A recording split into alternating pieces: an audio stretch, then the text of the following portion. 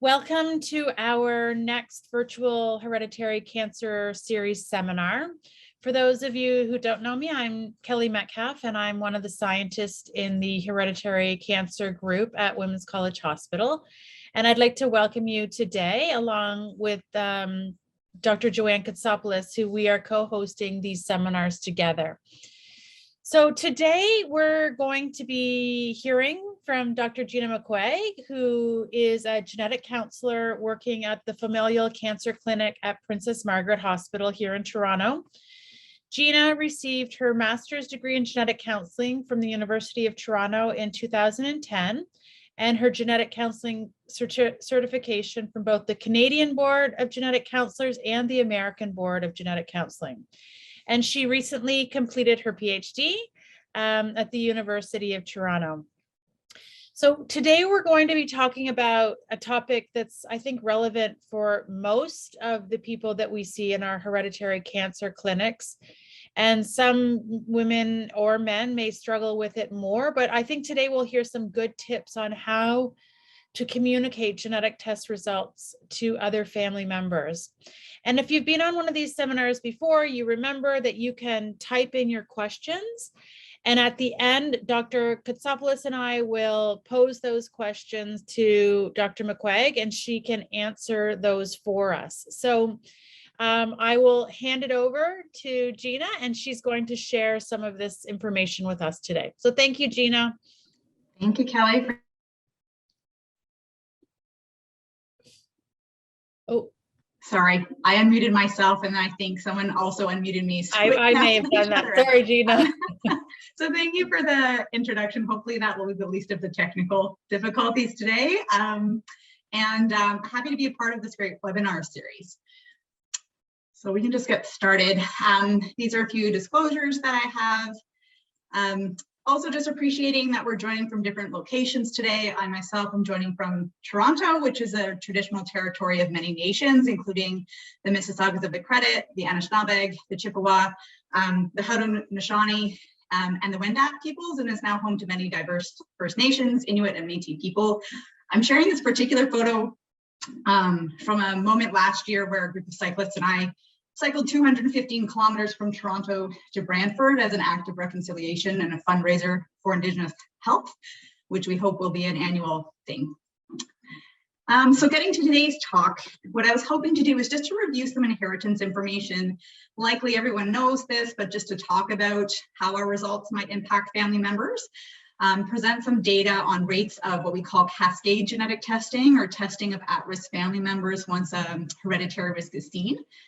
Talk about some of the barriers and motivators to sharing information, and talk specifically about some special considerations or challenges when we're sharing results with children, whether they be adults or younger kids.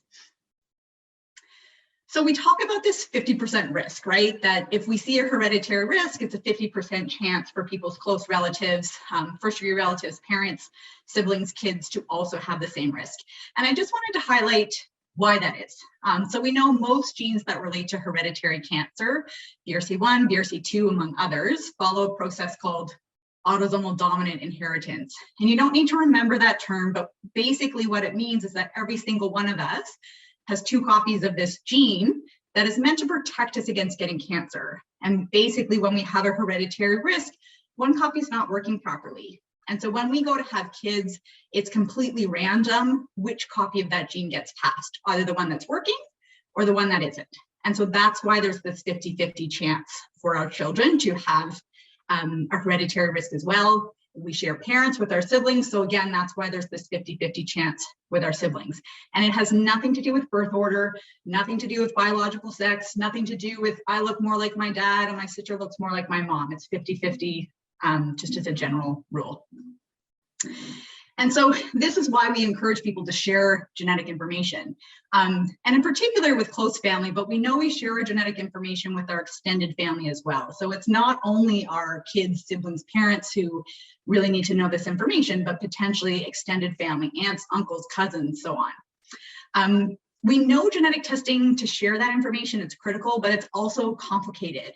And for people, there's a lot that's going on that can hinder them to be able to share results with their family. So for some people, it takes some time actually to come to terms with their own genetic testing results, right? We're talking about increased risks of cancers in the future, and that can be a lot for someone to take on themselves, let alone try to explain to somebody else. And some people may also have had a recent diagnosis of cancer that they're struggling with coming to terms with that as well. Sometimes family doesn't even know that a cancer was diagnosed, right? So then we're trying to share information about this genetic risk, but also why we had testing done in the first place. There can also be a lot of bias in sharing information. So I talked about this bias in sharing with our close relatives and sometimes forgetting about the extended family history. But also there's a bias in who we share information in terms of biological sex. So particularly when we think about hereditary breast and ovarian cancer, in the name itself, we're already thinking more about women who have breast, who have ovaries that might have risk, right? But we know that males in our family can also inherit a cancer risk, and that might relate to cancers that are specific to males, like prostate cancer.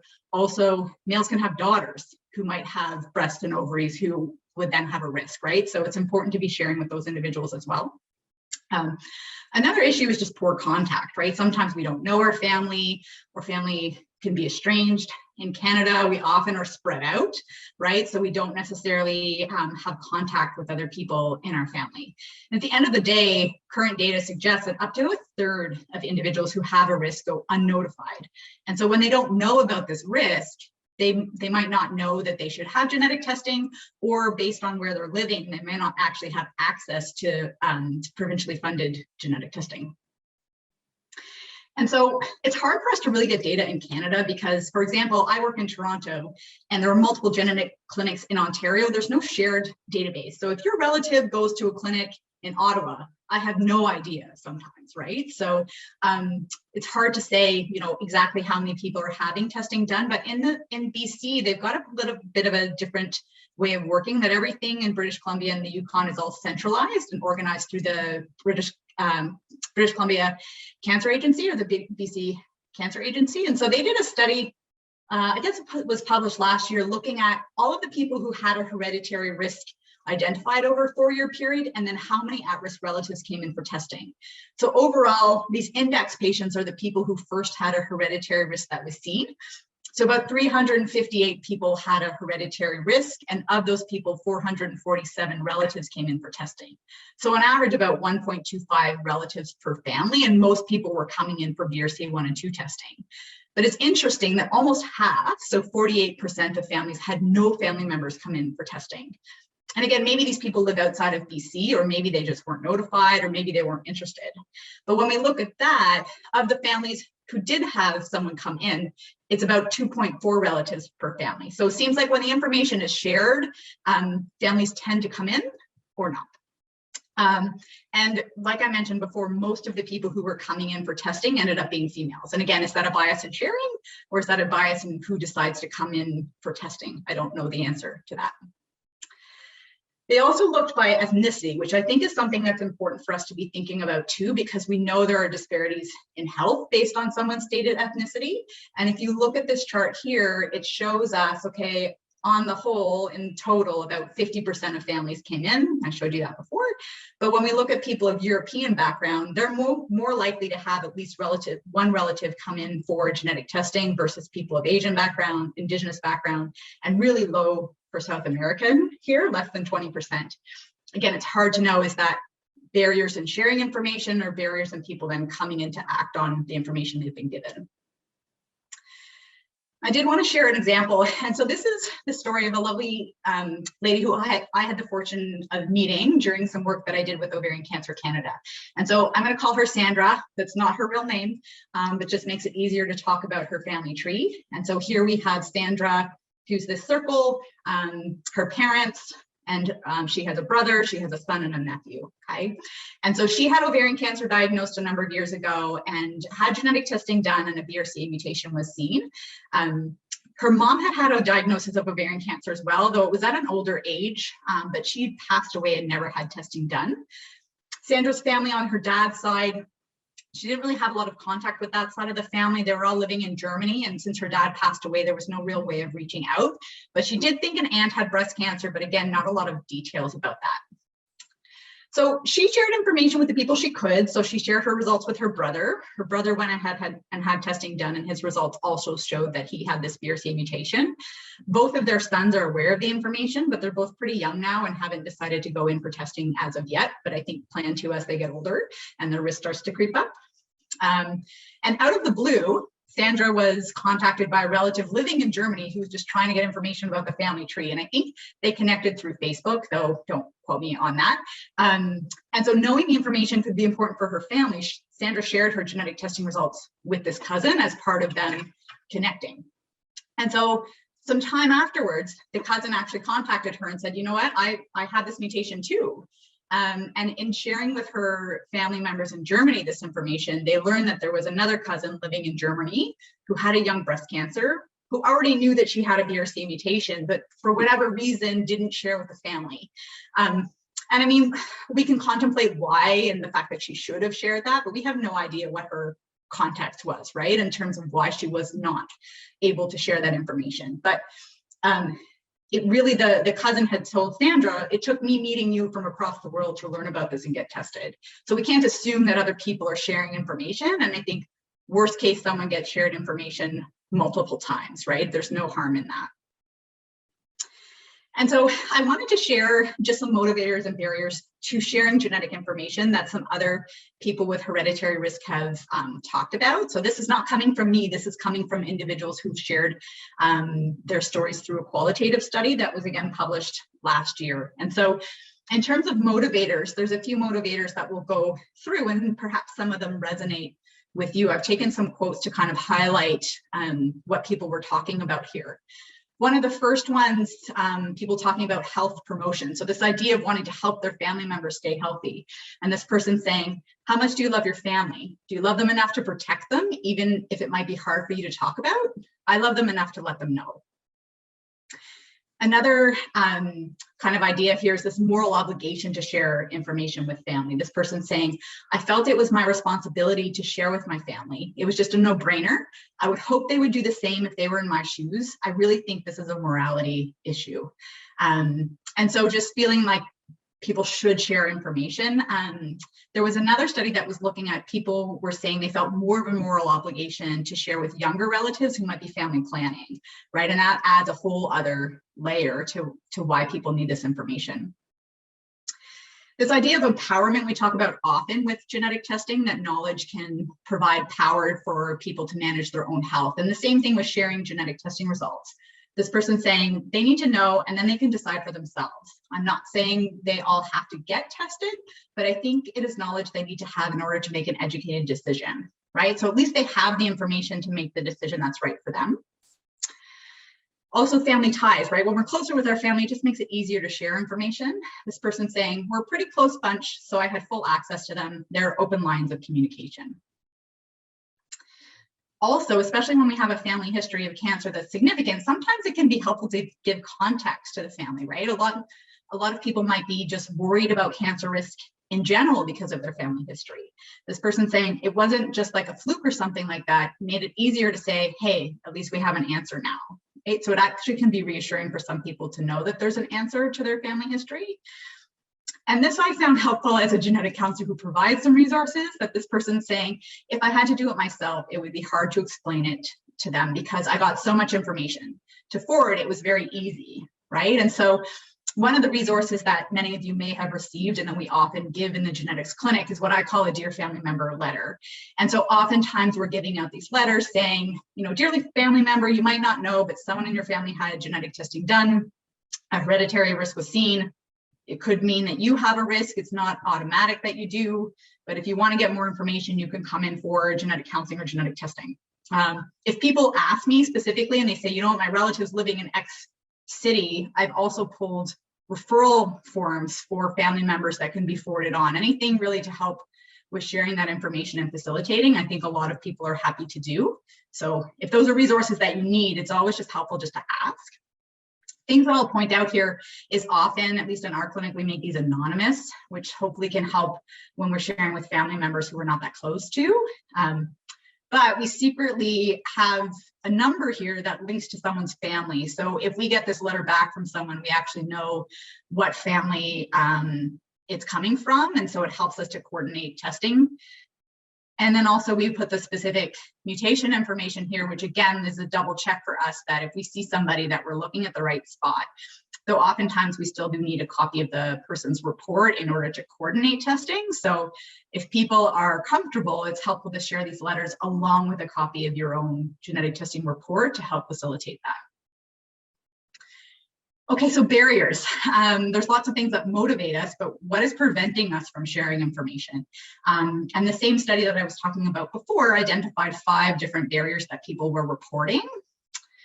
So one, there's this concern of what our family member's reaction is going to be, right? It can be very worrisome that we're going to cause them undue anxiety. So this person saying, I'm kind of worried, how is it going to affect them? Is it going to make them worry about things that are not necessary that they need to worry about? It can be hard. Other people talking about how it's complex information. This person saying, when you talk about this stuff, you have to assume your audience is fairly intelligent and understands the basic premise of genetic testing. My cousin, who's my only female cousin, she's not that bright. And she's like, I don't understand. And then I'm just like, oh God, this isn't my job. And so we do appreciate we're asking people to essentially be a genetic counselor for their family, which isn't always a fair ask. I will say any questions can always be deferred, right? If you can't answer questions, it's very easy to say, you know, I get a referral to genetics, they'll explain everything to you. And coming to see someone in genetics to talk about testing isn't it's not that you're signing up that you have to have testing done. We have people at the end of talking to them say, you know what, I don't want to know this right now. And that's completely fine, right? Opposite of having close family ties, when people are not close with their family, it also makes it harder to share information. So this person saying, I didn't feel comfortable really just calling them up and, oh, by the way, I have this gene, right? It's a hard conversation to have. Also, perceived relevance. So I talked a little bit about this bias in sharing based on biological sex, but there can also be bias related to age, right? If someone's older, do they really have this risk? Do I really have to tell them? So this person saying, if it's a cancer mutation, is it important to tell your 85-year-old parents? Probably not.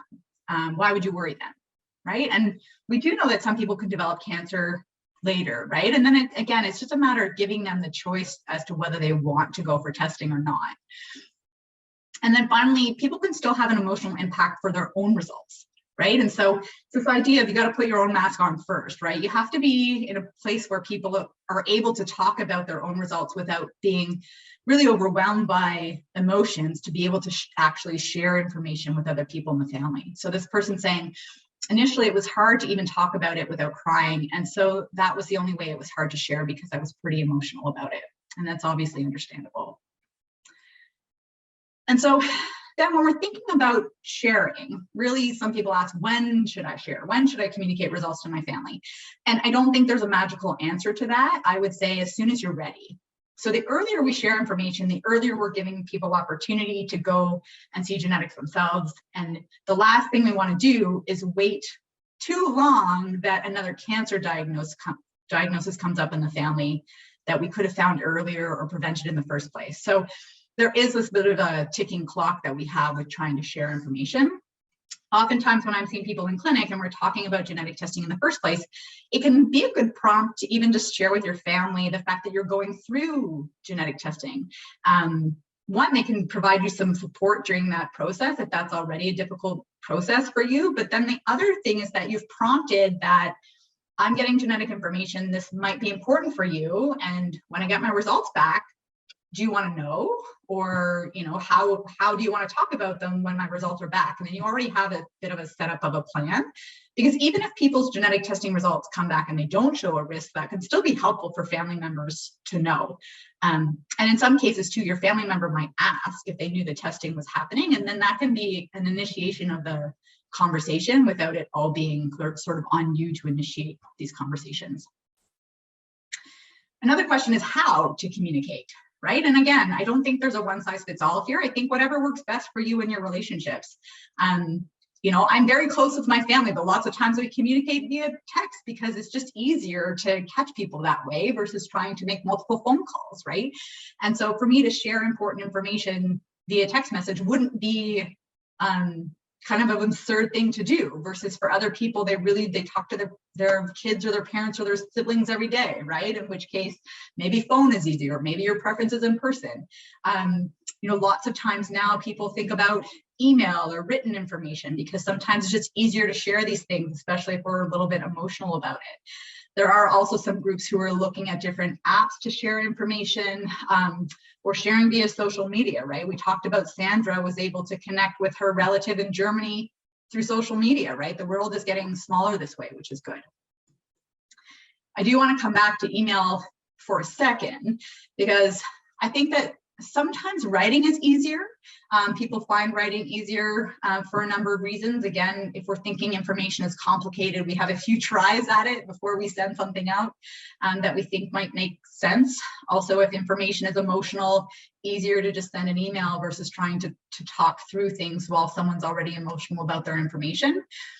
Now, with the age of virtual care, we're actually talking and communicating a lot with people via email anyways. So lots of times I have attached a copy of someone's results, attached a copy of the family member letter, I can attach a copy of a referral form. So sometimes it's just easier to kind of forward on that email rather than try to call someone up and create things from scratch.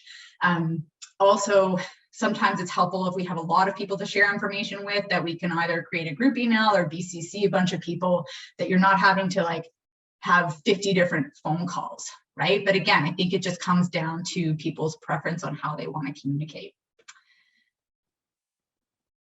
Okay, so I wanted to come to some considerations regarding sharing results with children. I'm going to stop sharing my screen and let Kelly put through some of this video. We'll just show the last few minutes, but this video series from the Quebec, this video series from the Quebec Breast Cancer Foundation has a lot of great patient perspectives on their experiences. And so if people wanted to check that out too, I'll put the URL up at the end. Okay, Kelly. It didn't feel like things were happening for no reason. Didn't feel cruel. There's the whole idea of why is this happening? It's like, okay, here's the science. Here's why this is happening. And that helped to make sense to me. Seeing my sister's diagnosis recently really took it from a theoretical space into something very, very real, and it made it personal. But seeing that this form of genetic testing saved my sister's life, literally, is like her being aware of how to proceed helped save her life, and knowing and hearing my mom talk about her story more recently. This type of genetic testing is why I have the two most important people in my life around with me today. And the idea that if they hadn't done this test, or if it wasn't available, I don't like thinking about that, because I don't know who I would be today without it. So it's weird for something that's normally part of the background to be a core part of how I live my life every day. The advice that I would have for other parents who are going through this and not sure when and what to tell their kids is obviously take into account your own child's or children's emotional capacity and age and ability to understand. But I think with almost everything in parenting, that the bigger and scarier you make something, the bigger and scarier they will feel it is. So my advice is pretty simple, and that's just to be cool about it. And I don't mean cool like it's cool. I mean, just be calm and be casual, and don't make it a big deal, because it's not. It's really not. For a 10-year-old, for an 18-year-old, it's just not a big deal. And even for a 22-year-old. So let's say if I fast forward and I'm counseling my 22-year-old daughter, who probably not even close to getting married, but just to say, yeah, you can get your results and it still doesn't change your life in a very big way. You just, the only thing that matters, right now to me that will have ever had any impact on any child's life is when they're going to decide to stop having children, which is, again, it's like not a big deal. So I think you have to take into account the individual differences of your children, but not to make anything taboo, because that just makes it worse.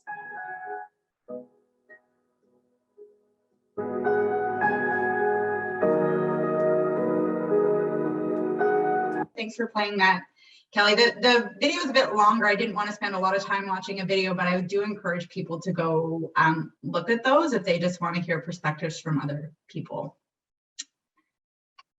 Okay, and so I do think there are particular considerations for people when sharing results with their own children. And again, whether those are adult children or younger children, the considerations might be a bit different. I do like the perspective of that one person saying, you know, take into account your kid's own individuality, their age, what they're able to kind of understand in moment of time. And then it can be this ongoing discussion. But particularly when we think about our kids, emotions can run high on both ends, right? So lots of parents might feel some guilt about the fact that they may have passed on a cancer risk to their kids. And as much as we can say it's nobody's fault, there's no choice that we had to make it more likely to pass on a risk or not, it's a lot harder for people to actually internalize that information. So I understand that, and that can make it hard to discuss. And, you know, there can be some knee-jerk reactions from kids too, right? We often blame our parents for lots of things. And so even though it's not somebody's fault, initial reactions can kind of come across that way. Again, just thinking about age-appropriate information and how do we share things with our kids who are in, you know, young or in their teens, as adults might be different.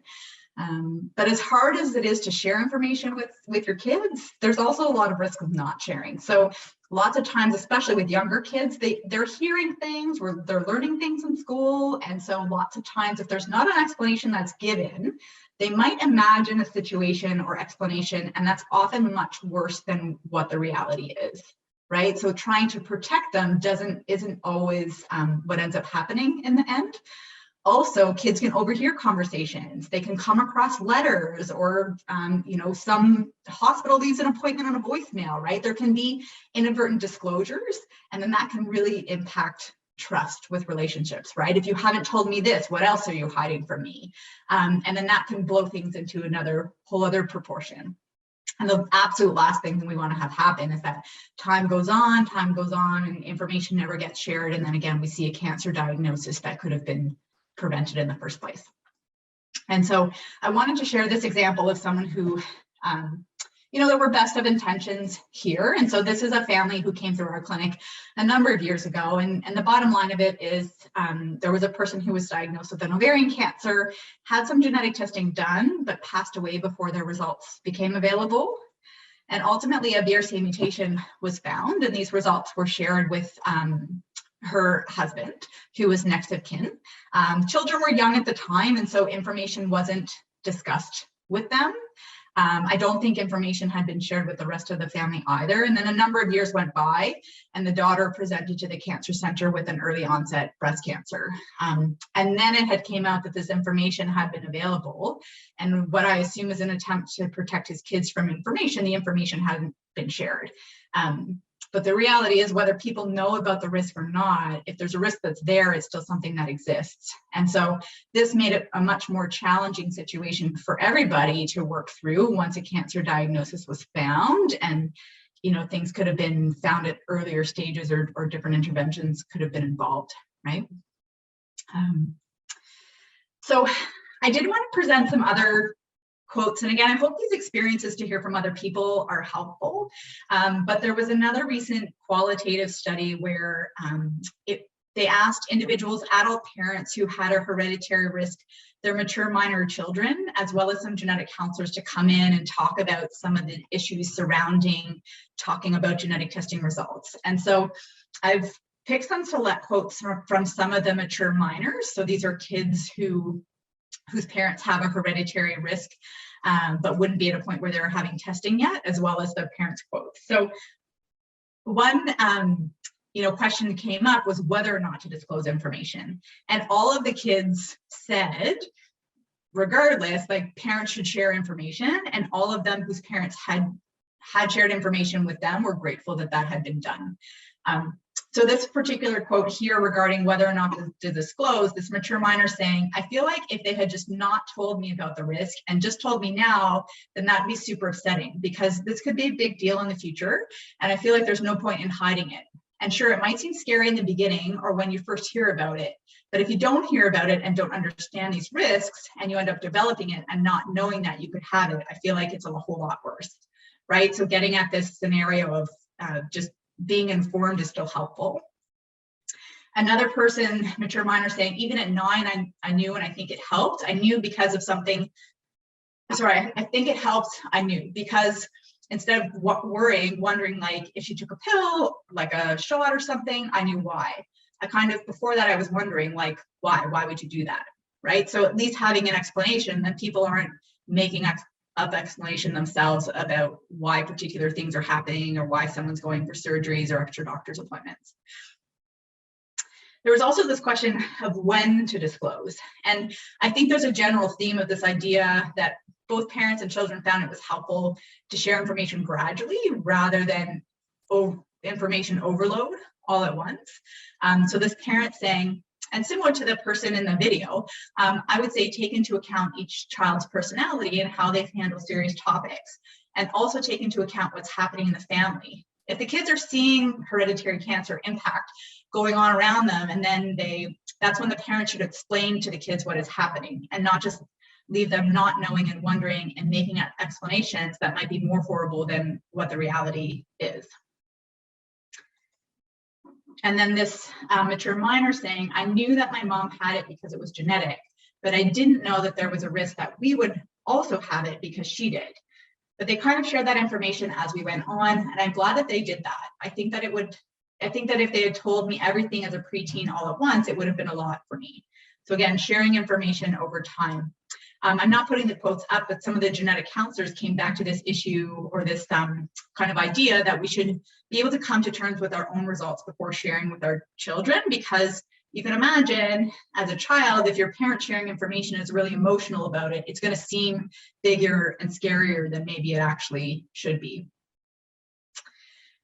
Then there's this how to disclose, and all of the mature minors saying that parents should communicate in an open and honest way. There's this idea of letting kids ask questions and then letting those questions guide the conversations. This mature minor saying, my mom, when she first told us, she spoke very calmly and explained it in depth, and she didn't get too emotional about it, which helped us not immediately freak out and assume that the worst was going to happen.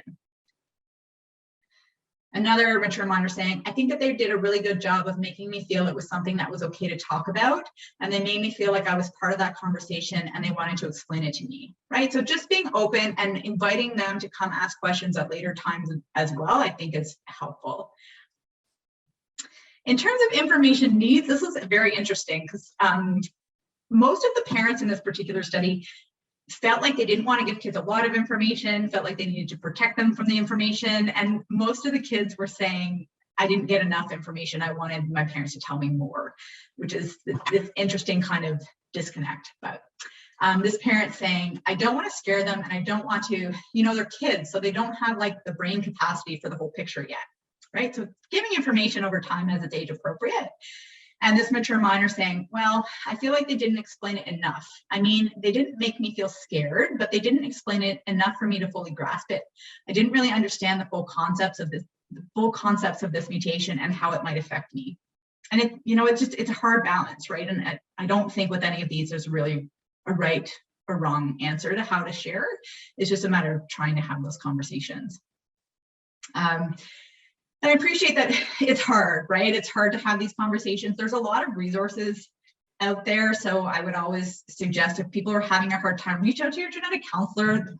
We are aware of these resources, and lots of times we don't know people need them unless they ask. This is one particular resource that was put together by Facing Our Risk of Cancer Empowered, or FORCE. And if any of you don't know about that group, they're a really excellent group that has a lot of resources, lots of forums to connect with other people and learn from other people's experiences. And this particular book, I guess, it's an online PDF that's a few pages, was put together also with the National Society of Genetic Counselors.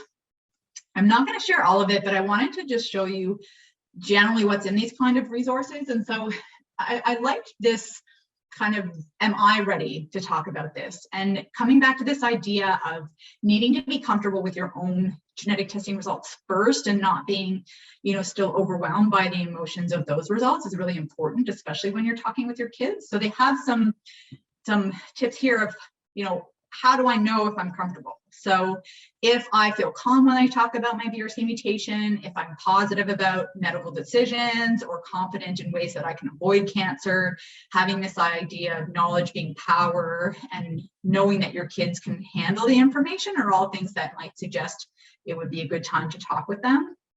On the flip side, if you still get very upset or emotional every time you talk or think about your results or think about your kids and the possibility that they could have this risk, that might be, those might be clues that perhaps it's not the best time to share. And maybe it's a matter of reaching out to get some additional support so that you can get yourself to a place where you're able to talk about this information with your kids.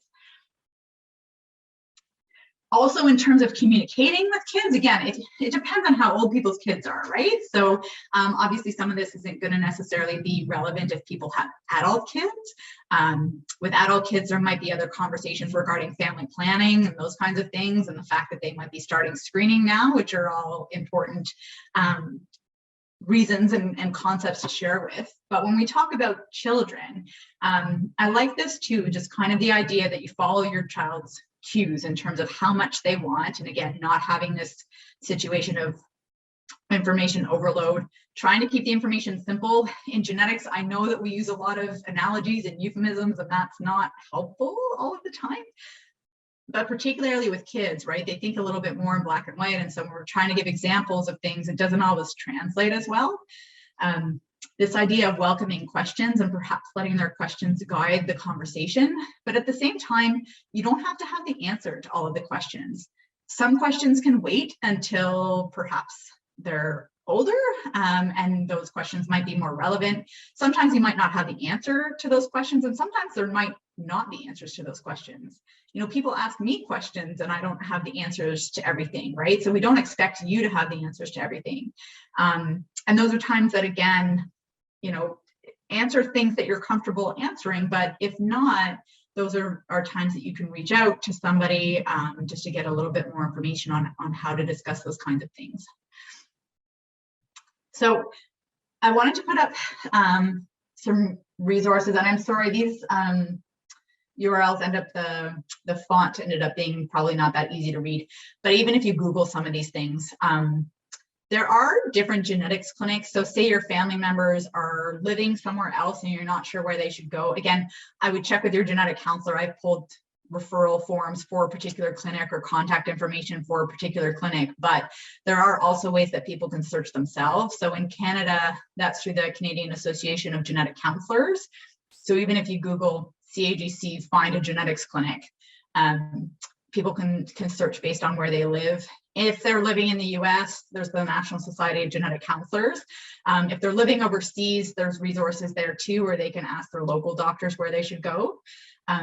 As I mentioned, the Quebec Breast Cancer Foundation has this video series, which talks about sharing information with family members, but lots of other things that might be related to hereditary cancer risk that if people are interested in resources, I think is a good place to go. There are also some groups that are looking at creating resources that make it easier for people to share information. So GeneShare is a website where, let's say, for example, you haven't gotten a Dear Family Member type letter from your genetic counselor. They have templates that people can use to generate their own. They also have information there, again, about why it's important to share information with family members. And there's actually a study going on, or that will be going on, to look at, okay, when people are given this website in particular, does it help to share information? So I think that would be a good spot for people to go. Also, as I mentioned, this Facing Our Risk of Cancer Empowered website, they have a separate kind of guidebook to sharing information with your family, who needs to know, why is it important, that kind of thing. And this readiness to talk, for sure, that the talking about BRCA in your family, that whole resource is there if it's helpful for you. So I purposely left a lot of time for questions because I figured it was easier to see what questions all of you have, and maybe I can help to give some insights. And my contact information is there if anyone wants to reach out. So thank you, Jeanna, for a very important talk, a very challenging situation for all mutation carriers. And so we're just going to navigate some of the questions that we've received and some questions that came to our mind.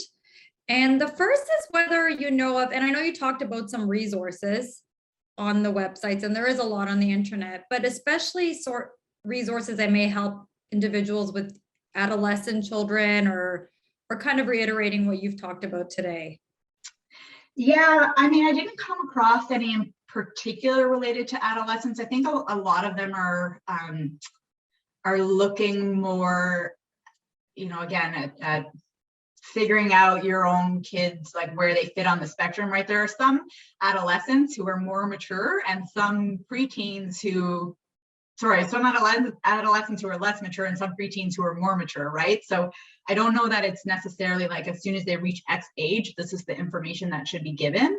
I can send it to you, and some of it's data that's like in a published paper, and some of that's less accessible, right? Because there are some people who have looked at what questions might be more relevant based on people at particular ages. So, for example, the questions that someone has in elementary school and the concepts they're able to wrap their minds around are going to be different than someone who's like in high school.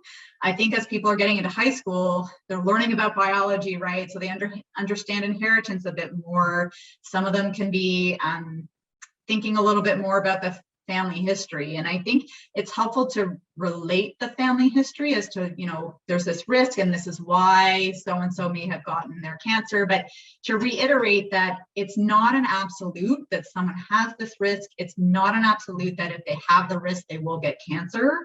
And also the main thing is that, if it's information you want to know about, it's something that can be tested for, although we don't test people before the age of 18 because the risk is not high enough yet. Right. So the one thing that was going to be my follow-up. At what age do you even offer testing to even know that the individual is a carrier of the mutation and whether they're infected? Yeah, most times for adult onset conditions like hereditary breast and ovarian cancer, we'll offer testing anytime from age 18. But when I see people who are between age 18 and 25, the one thing that's important for people to know is that even if I find a BRCA1 mutation in an 18-year-old, we don't do any screening until 25. And so some 18-year-olds, I've had people who say, you know what, look, this is really going to change my whole outlook of what I decide to do, whether or not I have kids, what the timelines are for my family planning, all of that. So I want to know at 18. And if I don't know over the next 7 years, I'm just going to be anxious the whole time. Other 18-year-olds are saying, you know what, I'm just going to worry about this for the next 7 years if I have it. So I prefer not to know until closer to screening. So I think it's really a conversation that people have with a genetic counselor. And in that particular age range, it's definitely an important time to talk about reasons why people may or may not want to know that information so that the individual can make their own decision. So that's the whole idea of going in to talk to someone in genetics doesn't commit you to having the test done.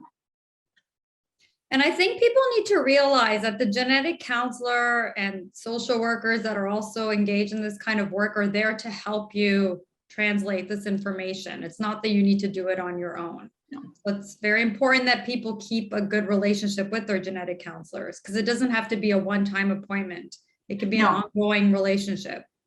No, not at all. And it's hard for us in the clinic, really, because not everyone wants an ongoing relationship and not every clinic has capacity to kind of book a follow-up with somebody every year, right? But I'm always happy when someone reaches out to me to check in, or they say, you know what, my daughter's now at an age where she wants to come in. How do I organize that now? Because I talked to them 5 years ago and they forget, all of the logistics. Like, we're all very happy to navigate those things for people. Okay, thank you, Jeanna. Hi, Jeanna. I'm just gonna talk about one thing, and then I'm hoping you can share with us too. And obviously, you know that this is something that's important to all of us, and it is a very important research question, and it's something we're working on. So for those of you out there who are struggling to share this information with your family, we know, we've heard you, we understand that this is an issue, and we are currently working on trying to get funding to be able to develop an online platform that will help you share that information with your family members. There will be education, we're trying to get rid of some of those barriers to accessing so that we can just send your relative a saliva kit and they can do the testing from their own house if access is an issue. So we're working on that, and we want to help you in any way that we can to share this information with your family, because it really is important information. And Jeanna, I want you to just comment on who should they be sharing it with? Should it only be their sisters and their brothers and their parents, or how far do you think it is? How far into the family is it important that a person looks at what relatives they have and who needs that information? Yeah, I mean, we try to coordinate things in a systematic way, right? So in an ideal place, if someone has a hereditary risk, all of their siblings need to know that information, because regardless of which parent it came from, they all have this 50-50 chance, right? Do they need to reach out to their nieces and nephews at that point? Not necessarily, because if their sibling doesn't have the risk, then it ends there, and then it's not so critical for the niece or nephew to have had that information, right? I think it's helpful that then they know that, oh, my parent doesn't have that, and so I don't have to worry about it. But what if the parent is not being tested? So So then what we if would, I had the mutation and I tell my 4 sisters and one sister says, forget it, I don't want to know that information. What do I do then? Yeah, I mean, then it's a matter, if we have these situations and they end up being a little bit more complicated in terms of family dynamics, right? But if someone's niece or nephew comes in, they're like, my aunt has this mutation, my mom doesn't want to know, I want to know, I will still test that person. Yeah. Because there's still a risk that's there that's important for them to know. The one kind of trick is that if that person has the risk, then we know their parent also has the risk. Mm-hmm. So that's just something that we talk about just to say, just so that people are prepared to have those conversations with their family members as well, right? But my general rule is share with everybody. Whoever you're comfortable sharing with, share with everybody. If you're only, if you don't have a lot of contact with your dad's side of the family, and so you only want to reach out to them if it's absolutely necessary, tell your parents, we'll test both of your parents. And then if it's not coming from your dad's side, we can say, you know what, don't worry about it, right? Because then we know that, okay, it's coming from mom's side, and we have to concentrate efforts on sharing with mom's side of the family. If parents are not living, test everybody, right? Or if parents don't want to come in for testing, we'll test everybody. Once there's a hereditary risk that's seen in the family, the sort of bar that we have for when we'll offer testing is very much lowered. And basically anyone who wants to come in will coordinate testing for them. Okay, thanks, Jeanna. Yeah. The other thing I wanted to mention, and I don't know if people are comfortable putting things in the chat, but there are some efforts right now to try to look at, like you say, these different platforms of sharing information, sort of through an app, or, that family members will get immediately contacted. Some people in some of those studies have said, you know what, I still want to just mention to my relative that something is going to be coming, right? To give them a heads up. Other people have looked at more of a public health kind of thing. So if we think about the way that COVID, we were doing contact tracing, right? Should we be doing something similar, that when a hereditary risk is seen, that all of a sudden we're able to contact relatives? Because we have people sometimes that they're like, can you just call my sister? And I'm, no, I can't, because of privacy issues, right? So I would just be curious to know people's opinions on that too, right? If that was something that was available, is it something that people would even want us to do? So that is definitely something important, the translation of the information. So Jeanna, there's another important question actually, and it's important for everybody to understand why you can have genetic testing at 18, but really not do anything to help with screening or managing your risk until age 25. And that has a lot to do with the age at which we see ovarian and breast cancer, the earliest age at which we see a breast or ovarian cancer in a mutation carrier. But I can also let you continue on that trajectory. Yeah, so a lot of the screening guidelines always we want to start screening before a cancer would happen, but there's this balance of not starting too early, right? So the screening we do, for example, with breast cancer, we're doing mammograms and breast MRIs. And a mammogram is an ultrasound of an x-ray of the breast tissue, right? And so we don't want to start doing mammograms every year too young, because there can be risks associated with that, right? So it's all this balance. And so if breast cancer risks start to creep up in a BRCA carrier in the early 30s, let's say, let's start screening a little bit younger than that in the 20s, before the risk starts to really creep up, but not too early that there's no risk yet. So it's not impossible that somebody gets a breast cancer earlier than 25, but it's really not what we see. And oftentimes people still, before age 25, can get clinical exams with their family doctor. And so if a lump is seen or something, then that can be investigated, but the risk is not high enough that we need to be doing a mammogram every year at that point. Similar with ovarian cancer, right? We don't have good screening for ovarian cancer. So the recommendations are to remove the ovaries and fallopian tubes. And so definitely that's not something that we want to do before the risk starts to creep up, right? So typically we don't do that until the mid 30s or closer to 40, depending on the gene. But someone before age 25, like in that, the reason why we don't test before 18 is a matter of like, this is an adult onset condition. So we need to test adults for risk. And there's really nothing that we do before that time. Once someone is 18, they're kind of old enough that they can make their own decision if they want to know that information at that point. Also being informed that there would be no screening because the risk isn't high enough yet. Thank you, Jeanna. Thanks, Jeanna. There's another question from one of our participants today, and it's about males. And, you know, reading a lot of the literature, talking to patients, often the first person or people that someone wants to share this information with are her female relatives. Just, you mentioned that because of the immediate implications. But what about for men? And we've talked about this in some of our previous seminars. So if someone's really interested in knowing more about cancer risks for men who have a BRCA1 or BRCA2 mutation, you could go back and we have all of our seminars from the last year.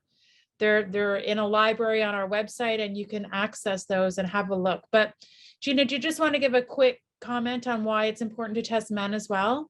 Yeah, well, I think there are cancer risks for men. So we know with hereditary breast and ovarian cancer, most of the genes related to that relate to increased prostate cancer risk for men. So there are screening recommendations for them to have prostate cancer screening earlier. Also, if a diagnosis is seen, it might impact their treatment. And so it's definitely important for them to know themselves, but also men can have daughters or men can have sons who then can have daughters. And so even though maybe they're not as concerned about their own risk, and let's be honest, lots of men don't go to the doctor as much as women do, but we have lots of men who come in to say, you know what, I want information to know if my daughter has a risk. Because again, if they have this risk, it's 50-50 for any of their kids, whether that risk is passed along. It's a bit of a soapbox issue of mine. So one of the first research projects that I did was looking at how many people were coming in based on a family history on their dad's side versus their mom's side. And I think still even to this day, you know, when I did that study, we saw 5 times the number of people who were coming in with a family history of breast and ovarian cancer on their mom's side versus their dad's side. So I think there's still this misconception that we can't inherit a risk from our dad's side, which is just not true. Mm-hmm. Good. Okay, and thank you. that was actually what you just said answers one of the other questions about the fact that your hereditary cancer risk can come from either side of the family. It's a 50-50 chance of passing it on. It doesn't matter if your offspring is a biological boy or girl. Yeah. And exactly. so it can come from both sides. Yeah. There's a little bit of, I think, confusion in some of these questions about the cost of testing. So do you want to maybe give an overview of the fact that we have criteria at people that are offered testing versus a fee-for-service testing? Yeah, and so it's a great question. In Canada, we're sort of governed by, each province has their own criteria where they say our provincial health plans will pay for a test or not. And so the first person in a family might have to have, particular age of diagnosis or particular family history for them to meet one of these criteria. And it's different by province. So I don't want to list everything out because people might be in different places.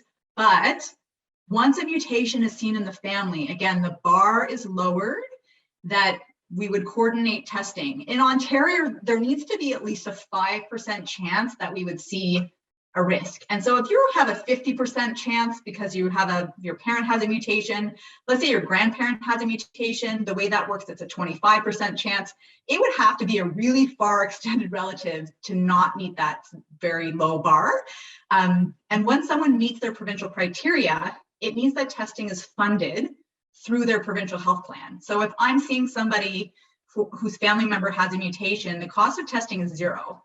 And that would be the case in every other province and likely by every HMO in the States. If someone doesn't meet those criteria, let's say I have no family history of cancer whatsoever, it really doesn't look like there's a risk, then that's when there wouldn't be testing covered through provincial health plans and people might decide to have testing through other means. Okay, well, I think in the interest of time, we're almost at 1 o'clock. That was a very insightful 1 hour chat together today.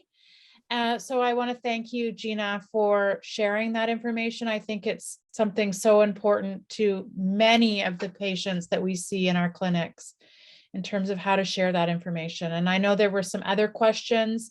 And if you would like to reach out to us individually, we'd be more than happy to get back to you. If you'd like to share this video with your family members, if you think that might help in terms of sharing the genetic information, this is recorded and it will be posted up on our website so you can access it and send the link to your relatives if you think that would be helpful. And there's also on our website a video that was made by one of the social workers also discussing how to communicate with your family members. And so before we conclude and thank Jeanna for a wonderful presentation, our next seminar will be in April. We will skip March because of spring break and March break, and it seems to be a busy month. The title of this talk may change. However, it will be Dr. Raymond Kim, clinical geneticist, who will be speaking with us in April. So we're hopefully going to be able to update that the title of that presentation shortly. So thank you, everyone. Thank you, Jeanna. Have a wonderful weekend, and we'll see everyone in April.